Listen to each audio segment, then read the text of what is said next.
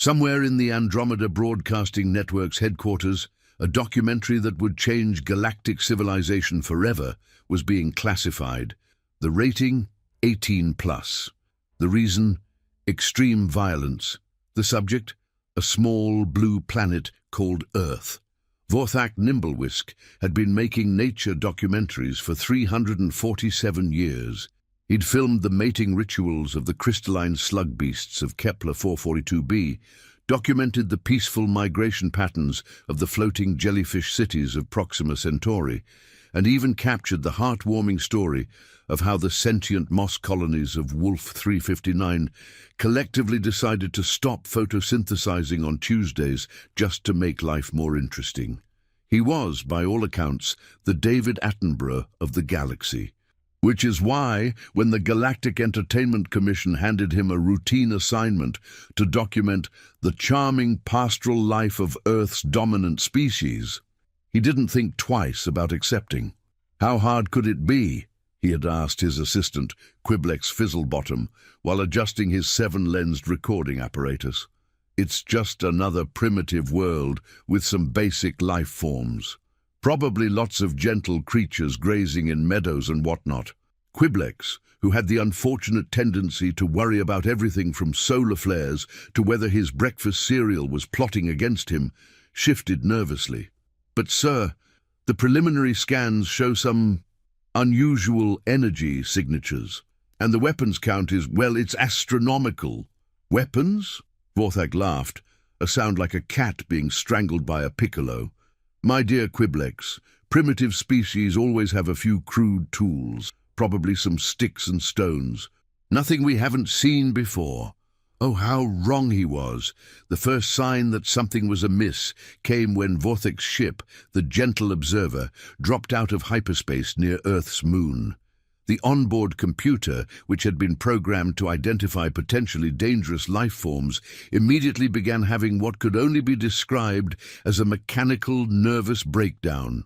"Warning! Warning! Death planet detected!" It screeched in 17 different languages simultaneously. "Inhabitants appear to be made of concentrated violence and poor life choices."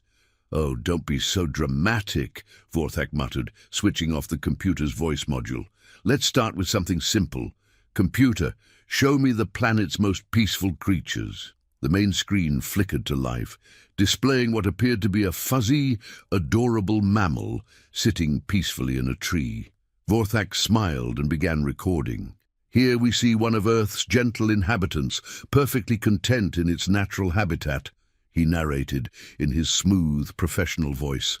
The koala promptly fell out of the tree. "What the hell?" Vorthak shouted, his composure cracking slightly. "Did it just give up on life?" Quiblex consulted his datapad nervously.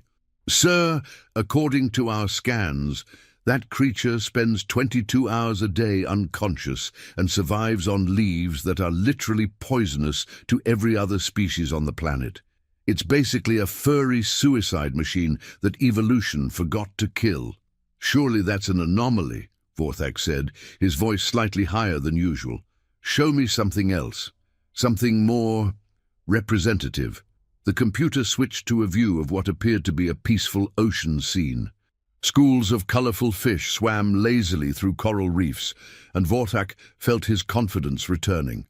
"Ah, much better. Here we see the serene underwater world of Earth's oceans, where—" He paused as something large and predatory burst from the coral, devouring half the fish in a single gulp, where apparently everything is trying to eat everything else. "Sir!" Quiblex squeaked. "That's a great white shark!" "According to our data, it's been perfecting the art of being a killing machine for over 400 million years. It's basically a swimming mouth with an attitude problem." Vorthak stared at the screen in horror as the shark proceeded to demonstrate why it had earned its reputation. 400 million years? What kind of planet has creatures that have been professional murderers since before most civilizations discovered fire? "The kind that rates 18+ for violence, apparently," Quiblex mumbled. Determined to find something peaceful on this increasingly terrifying world, Vorthak decided to focus on plant life. Plants, after all, were universally harmless. They just sat there, converting sunlight into energy, bothering no one. Computer, show me Earth's plant life. Surely the vegetation is peaceful. The screen displayed a beautiful flower swaying gently in a breeze. Vorthak's relief was palpable. Finally, here we see the gentle flora of Earth, perfectly. He trailed off as a fly landed on the flower.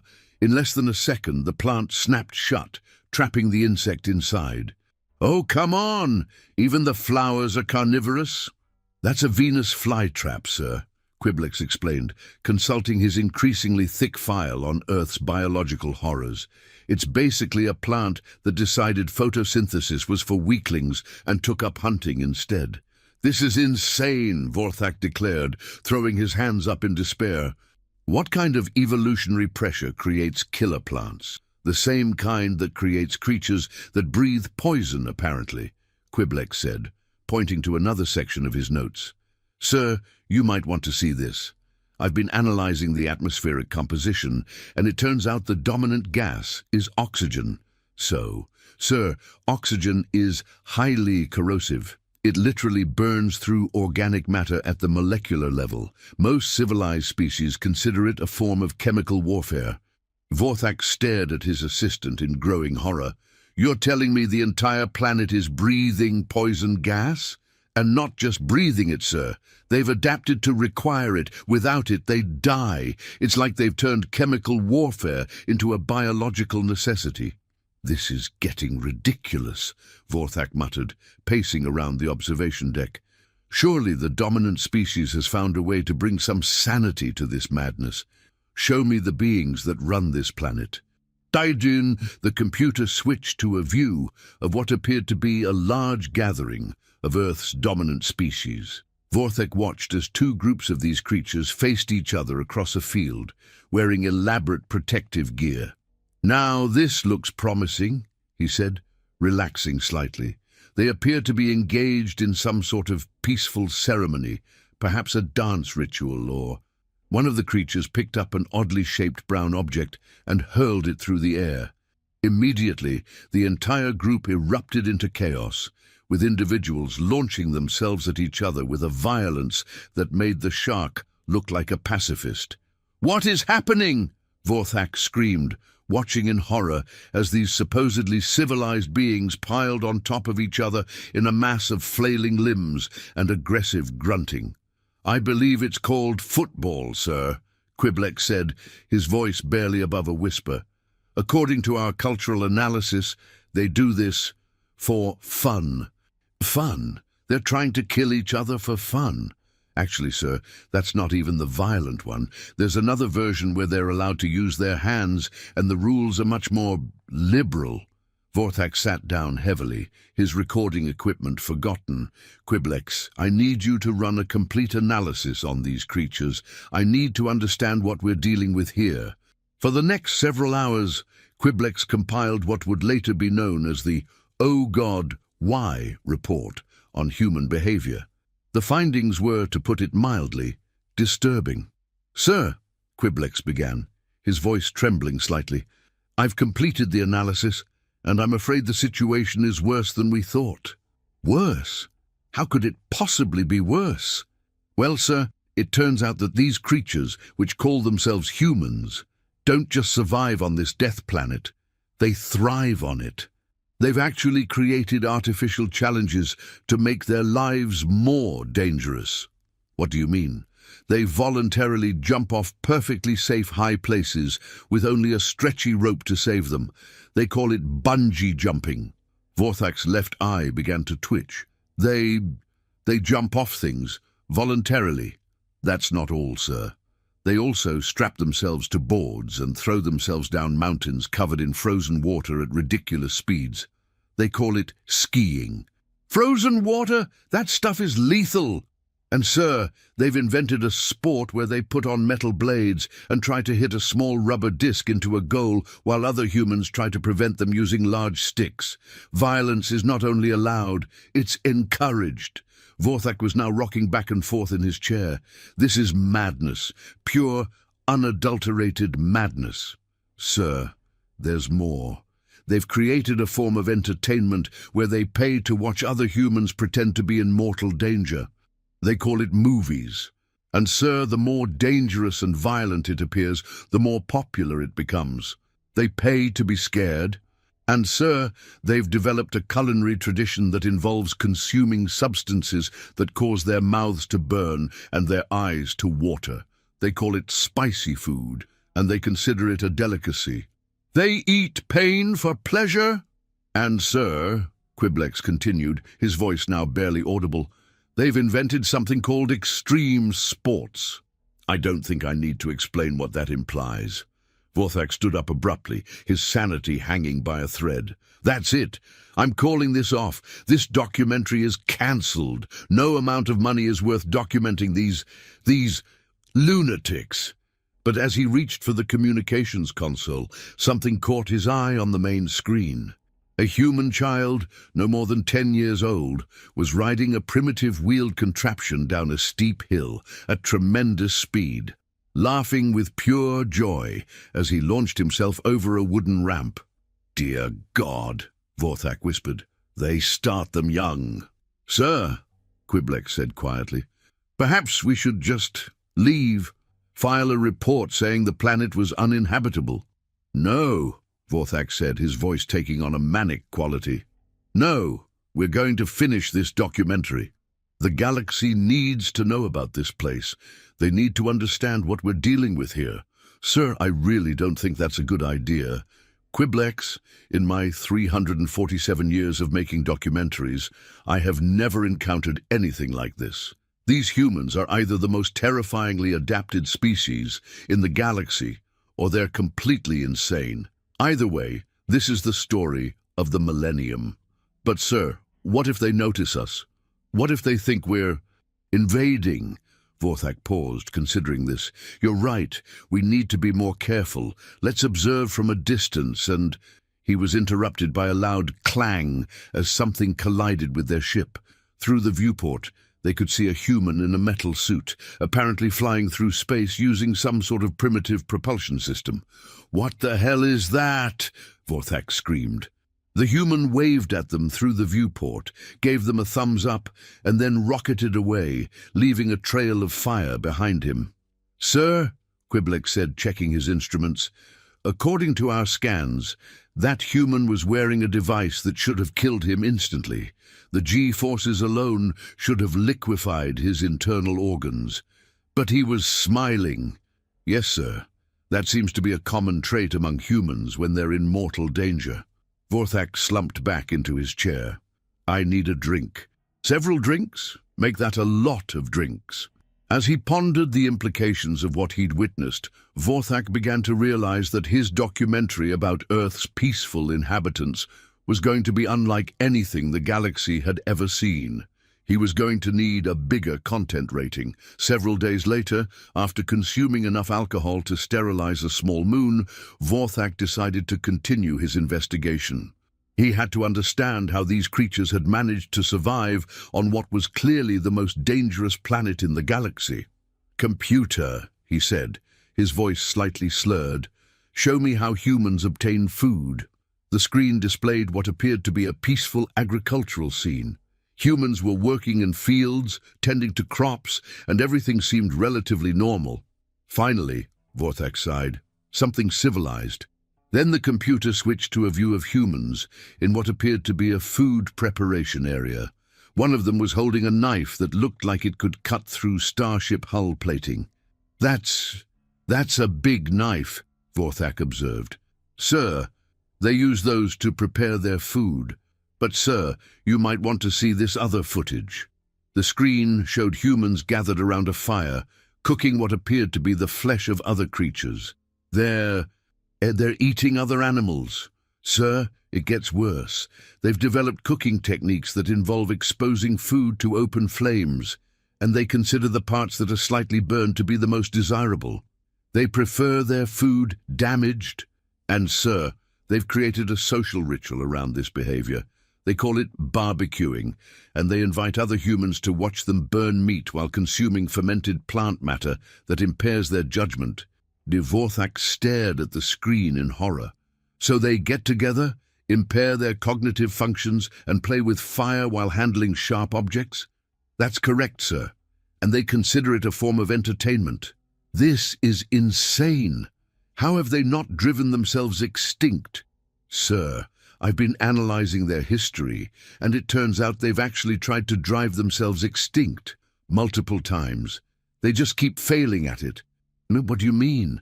They've developed weapons capable of destroying their entire planet, sir. They've built thousands of them. But instead of using them to destroy themselves, they use them to threaten each other into not destroying themselves. They call it mutually assured destruction. Vorthak's eye began twitching again. They've weaponized their own extinction.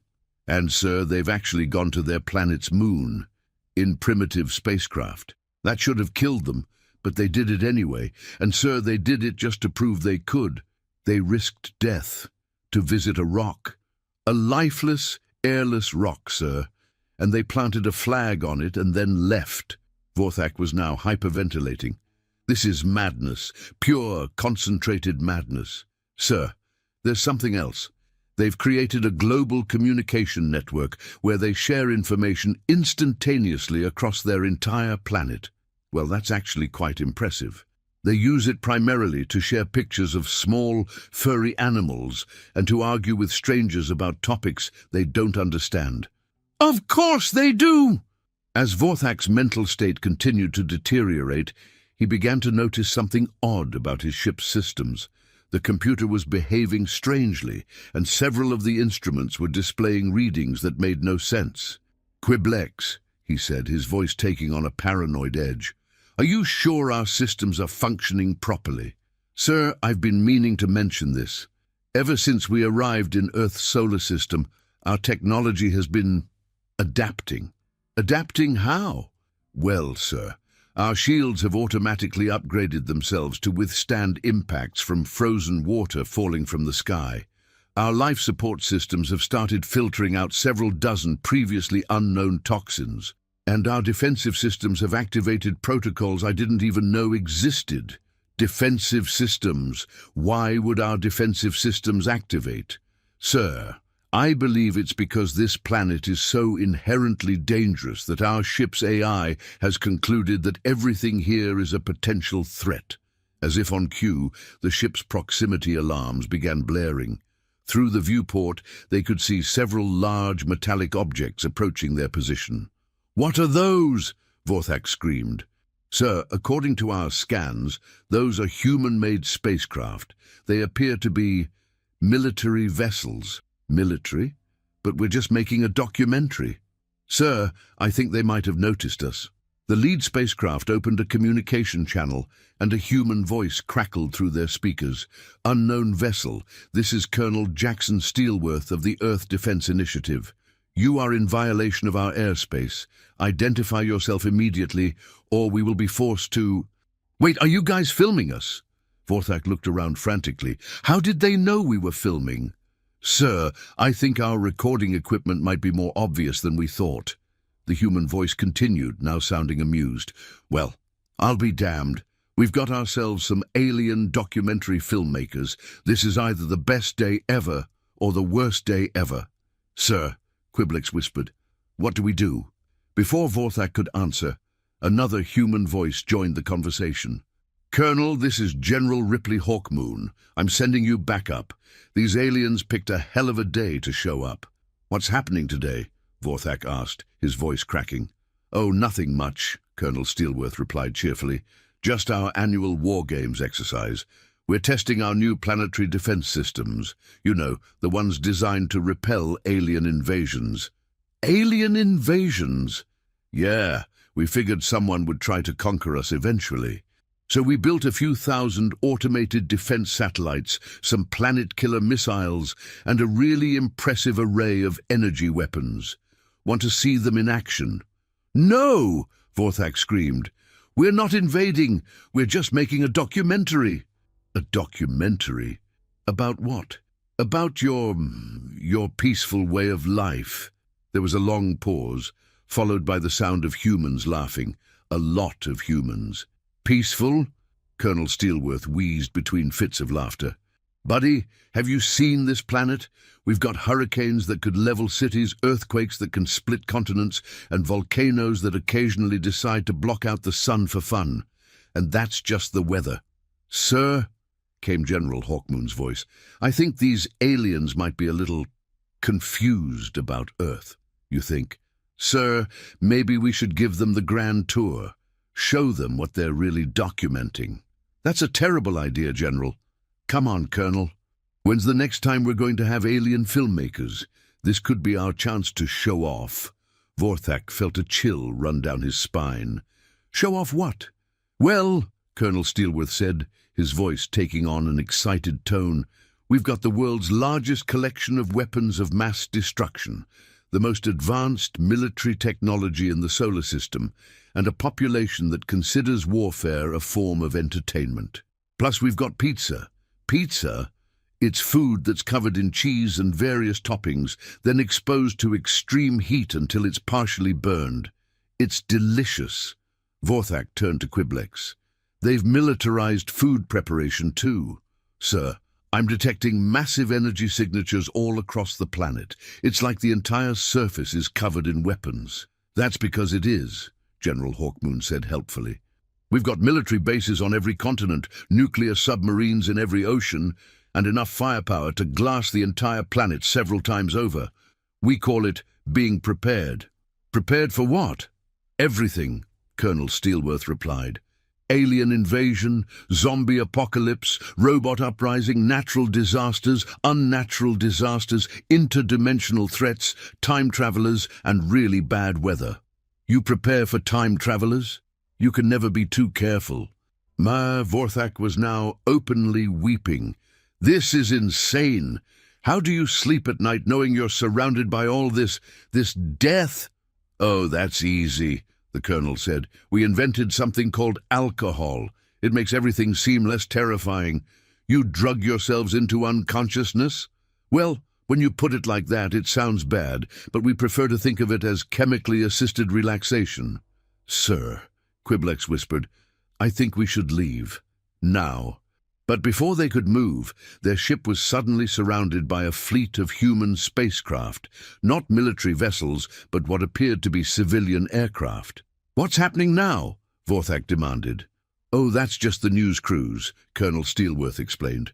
Word got out that we've got alien visitors, and every media outlet on the planet wants an exclusive interview. News crews? Yeah.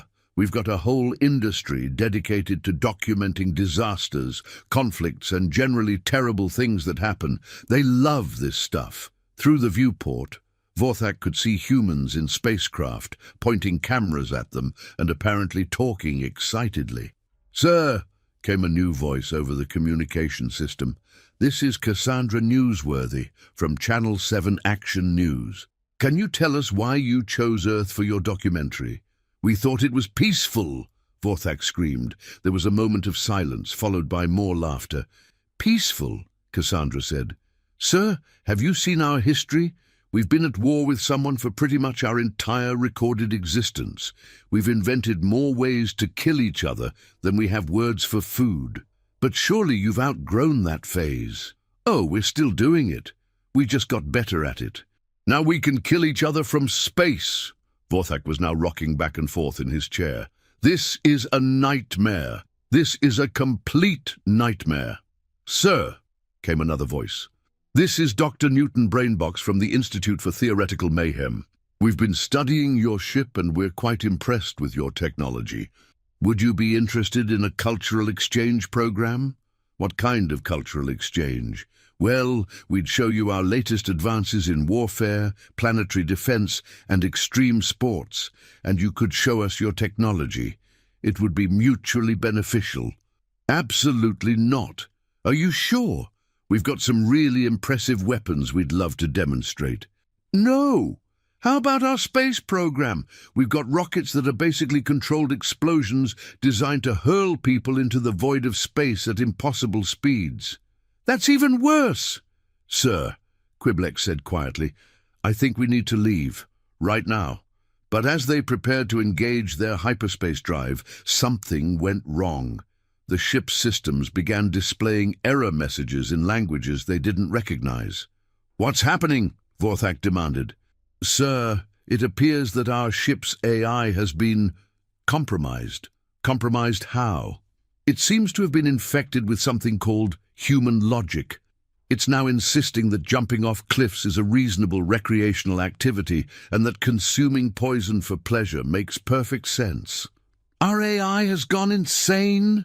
"Sir, I believe it's trying to adapt to local conditions. It's learned to think like a human." "That's terrifying." "Sir, it's also upgraded our weapon systems without authorization. We now have something called really big guns and a defensive system that it's labeled nuke first, ask questions later. Our ship has become militarized. And sir, it's also installed something called entertainment systems. We now have access to human music, movies, and something called social media." What's social media?" "It's a platform where humans share their thoughts and opinions with complete strangers, often resulting in arguments, hurt feelings, and occasionally actual violence." "They've weaponized communication." "Sir, I'm afraid there's more. Our ship's AI has also decided that we should participate in human culture. It's planning to enter us in something called the Olympics." "What are the Olympics?" "It's a competition where humans from all over their planet gather to see who can run fastest, jump highest, and generally perform the most impressive physical feats. The losers are considered heroes for trying." "They celebrate failure?" "Sir, they also celebrate success, but apparently they celebrate failure too. They have a saying, 'It's not whether you win or lose, it's how you play the game.'" "That makes no sense." "Sir, I don't think human logic is supposed to make sense. I think it's supposed to make life more interesting." Vorthak stared at the screens around him, watching as humans continued to go about their daily lives, completely oblivious to the fact that they were living on what was clearly the most dangerous planet in the galaxy. "Quiblex," he said finally, "I think I understand now." "Understand what, sir?"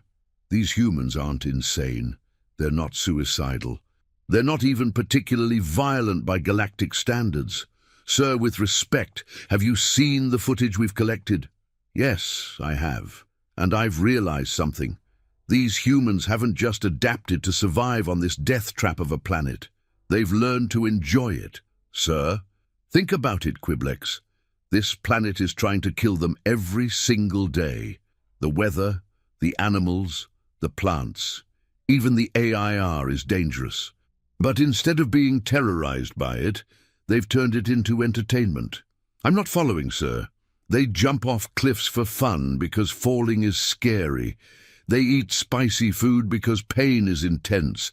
They watch horror movies because fear is exciting. They've turned survival into a game. But, sir, that's completely insane." "No, Quiblex, it's completely brilliant. They've figured out how to live on a planet that's actively trying to kill them, and they're having fun doing it." "Sir, I think you might be having a breakdown." "I'm having a breakthrough, don't you see? These humans have solved the fundamental problem of existence. They've learned to find joy in adversity, excitement in danger, and meaning in chaos." "Sir, you're scaring me." "Quiblex, we need to finish this documentary. The galaxy needs to see this. They need to understand what we're dealing with here." "Sir, what are we dealing with?" "The most terrifyingly optimistic species in the galaxy.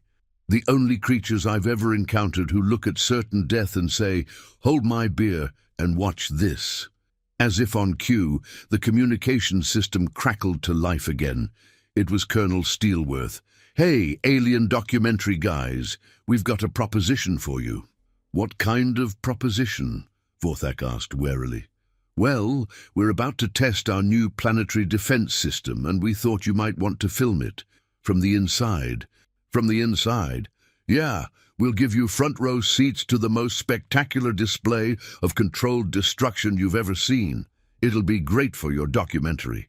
"That sounds incredibly dangerous." "It is. That's what makes it fun." Vorthak looked at Quiblex, who was now hiding under his workstation. "You want us to film you testing weapons that could destroy your own planet?" "Not destroy it, just reshape it a little. We're very careful about these things. How can you be careful about reshaping a planet?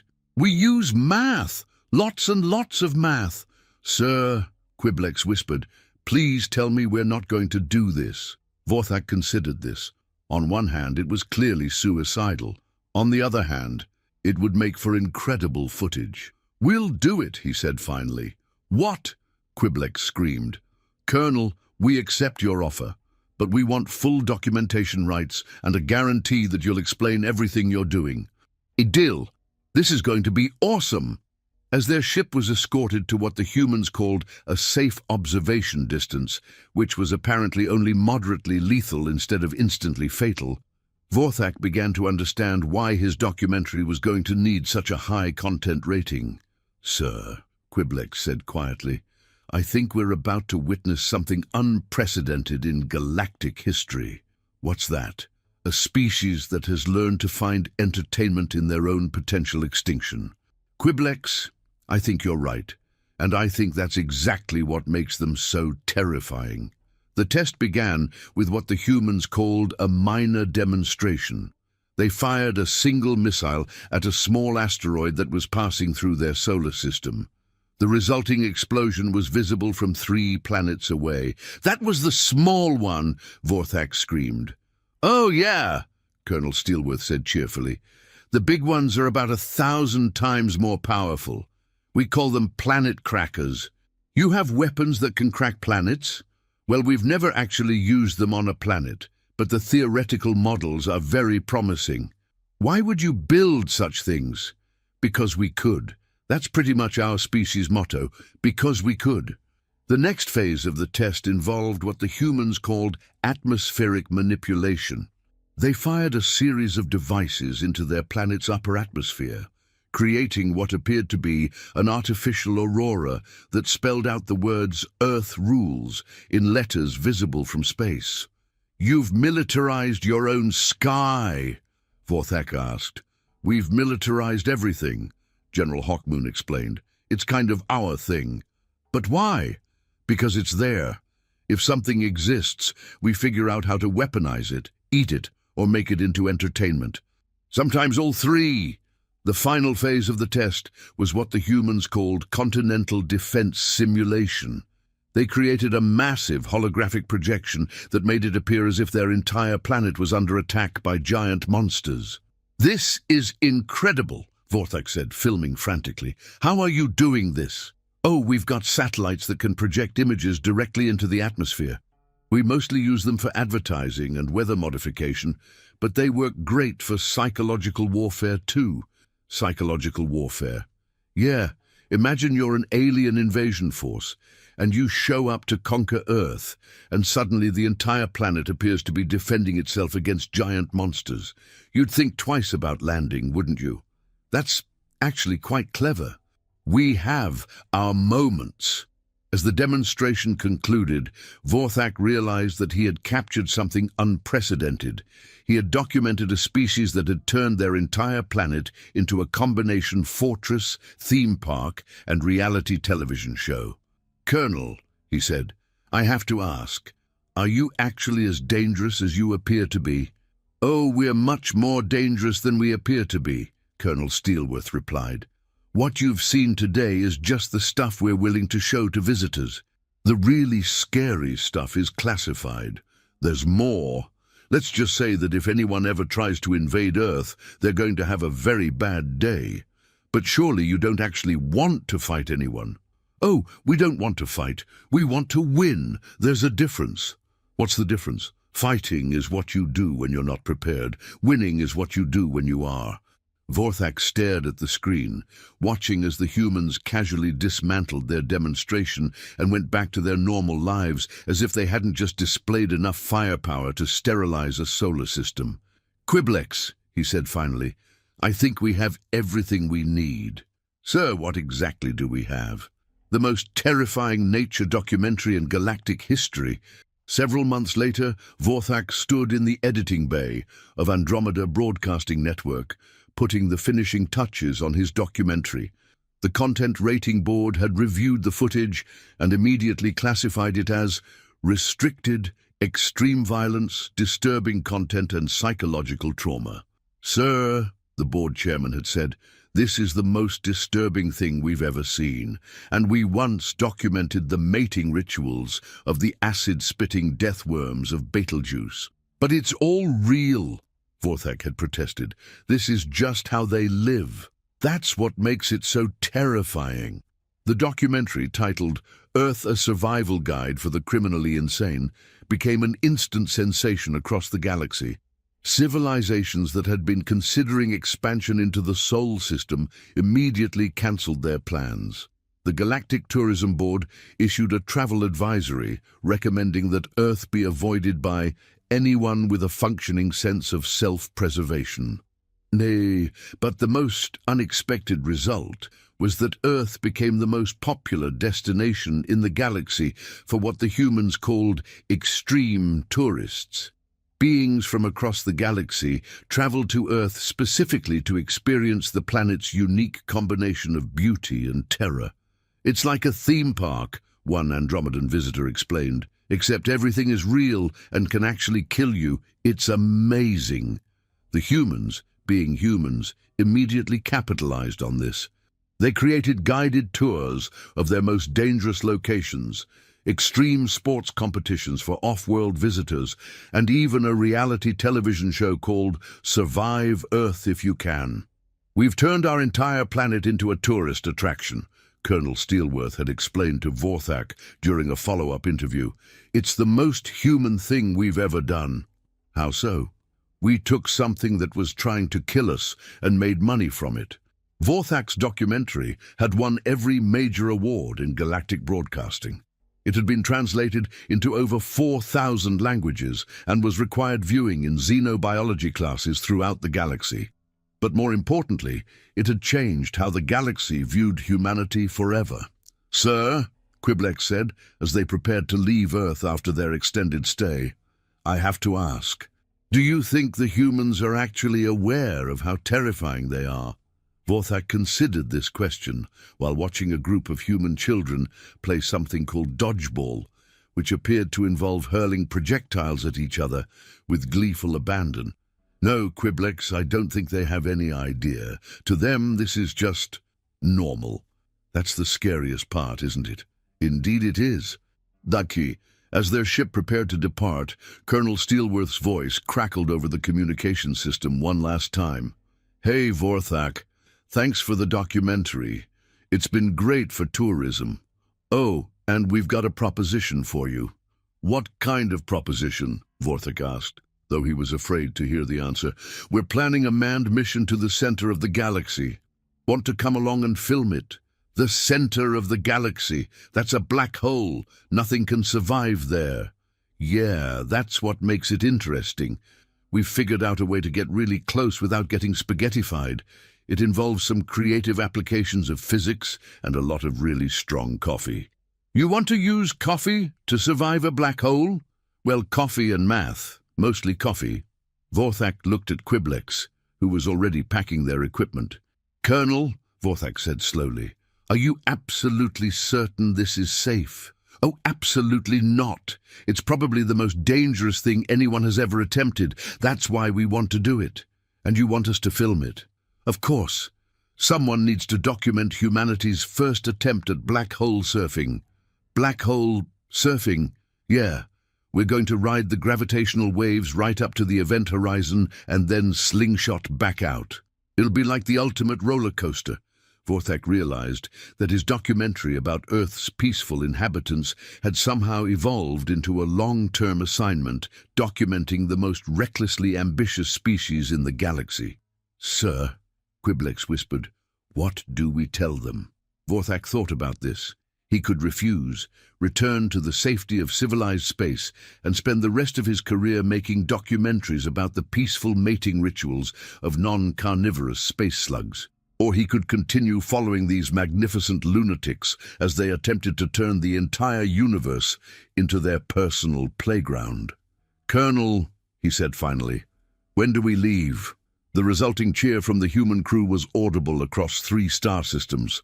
6 months later, Vorthak found himself strapped into a human spacecraft that was, according to the engineers, probably not going to explode. The mission was being broadcast live to every inhabited world in the galaxy, and the viewing figures were breaking records.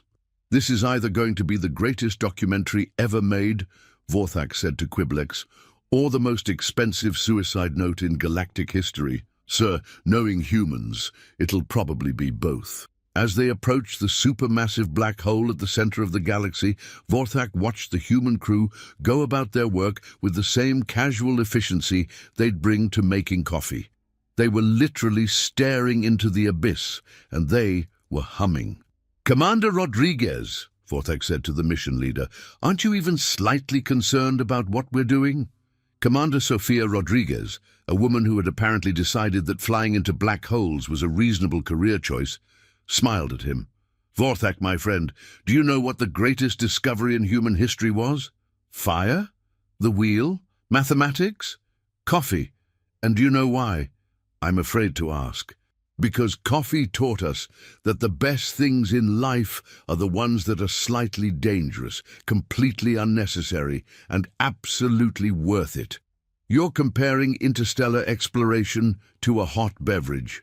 I'm comparing the human spirit to everything that makes life worth living. We could stay safe on Earth, drink decaf, and live boring, predictable lives, or we can strap ourselves to controlled explosions and fly into the unknown, powered by caffeine and curiosity. That's actually quite profound. Plus, the view is incredible. And it was. As they approached the black hole, the space around them became a swirling maelstrom of light and energy that defied description. It was beautiful, terrifying, and completely overwhelming. "Sir," Quiblex whispered, "are we actually going to survive this?" "Probably not," Vorthak replied. But what a way to go. The mission was, against all probability, a complete success. They managed to get close enough to the black hole to take measurements that revolutionized galactic understanding of physics, and they returned home with footage that would be studied for millennia. But more importantly, they had proven something that Vorthak's original documentary had only hinted at. Humans didn't just survive on a dangerous planet. They had learned to find wonder in danger, beauty in chaos, and meaning in the impossible. They had taken a universe that was trying to kill them and turned it into an adventure.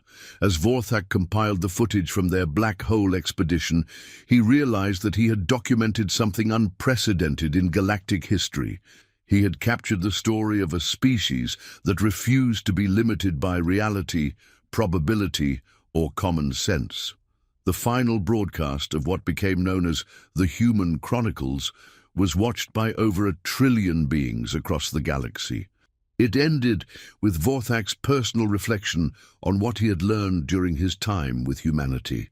"In all my years of making documentaries," he said, looking directly into the camera, "I have observed countless species across the galaxy.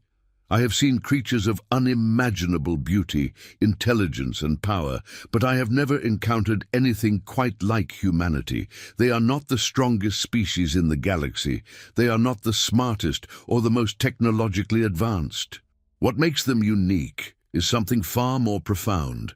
They are the only species I have ever encountered that looks at the impossible and says, 'Challenge accepted.'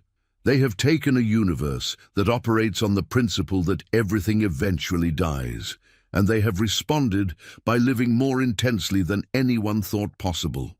They have turned survival into an art form, exploration into entertainment, and existence itself into the greatest adventure story ever told. The galaxy will never be the same, because humanity has shown us something we never knew we were missing. They have shown us how to live without fear of dying." The documentary series was translated into every known language in the galaxy and became required viewing for anyone studying xenobiology, psychology, or philosophy. It spawned an entire academic field dedicated to understanding what scholars called the human paradox. But perhaps the most fitting tribute came from an unexpected source. The Galactic Council, in a unanimous decision that shocked the civilized galaxy, officially designated Earth as a protected cultural heritage site. Not because it was fragile, but because it was precious. Humanity, the Council's declaration read, represents something irreplaceable in the galaxy. They are living proof that consciousness, when combined with sufficient caffeine and an alarming disregard for personal safety, can transform any environment into an opportunity for growth, discovery, and joy. They must be protected, not from the universe, but for the universe, because a galaxy without humans would be a galaxy without wonder. Vorthak's final documentary was titled "The Species That Refused to Be Ordinary."